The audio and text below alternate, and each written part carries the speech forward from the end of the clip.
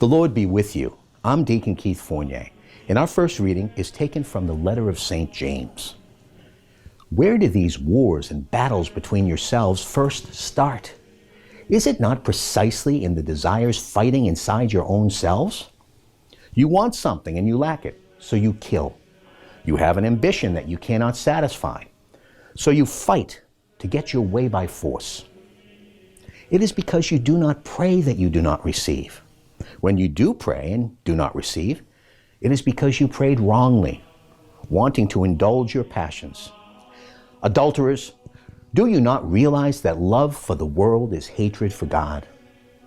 Anyone who chooses the world for a friend is constituted an enemy of God.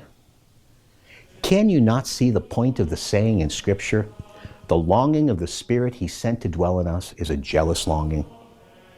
But He has given us an even greater grace, as Scripture says. God opposes the proud, but He accords His favor to the humble. Give in to God then. Resist the devil, and he will run away from you. The nearer you go to God, the nearer God will come to you. Clean your hands, you sinners, and clear your minds, you waverers. Appreciate your wretchedness, and weep for it in misery. Your laughter must be turned to grief, your happiness to gloom. Humble yourselves before the Lord, and He will lift you up. And our response is taken from Psalm 55. How far I would escape and make a nest in the desert. I would soon find a refuge from the storm of abuse, from the destructive tempest, Lord, from the flood of their tongues. For I see violence and strife in the city. Day and night they make their rounds along the city walls. Inside live malice and mischief. Inside lives destruction, tyranny, and treachery, never absent from its central square. You, God, will thrust them down to the abyss of destruction. Men bloodthirsty and deceptive before half their days are spent. For my part, I put my trust in you.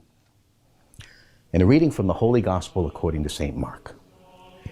After leaving that place, they made their way through Galilee, and He did not want anyone to know because He was instructing His disciples.